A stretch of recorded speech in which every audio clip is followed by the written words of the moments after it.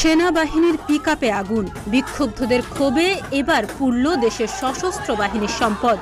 সব শেষ, কে কবে দেখেছে এমন তাণ্ডব? কোটা সংস্কার আন্দোলন থেকে বৈষম্য বিরোধী ছাত্র আন্দোলন, কারফিউ, গোলাগুলি, প্রাণহানি। তবে এত দিন এর আঁচ লাগেনি সেনাবাহিনীতে। সেই অবস্থা পাল্টে গেল শনিবার। বাহিনীর একটি পিকআপে আগুন দেয়া হলো গোপালগঞ্জ সদরের গোপীনাথপুর হাসপাতাল এলাকায়। চোখের সামনে পুড়তে পুড়তে শেষ হয়ে গেল গাড়িটি।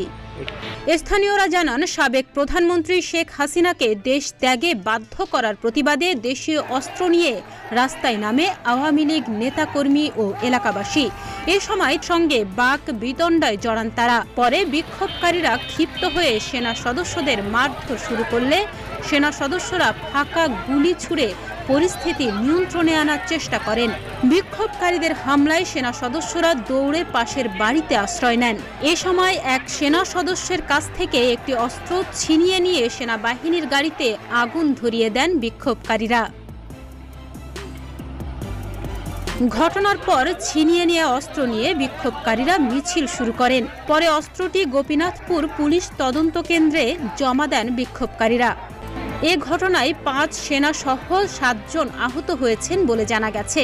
এ সময় ছবি তুলতে গেলে ২ সাংবাদিককে মারধর ও লাঞ্ছিত করা হয়।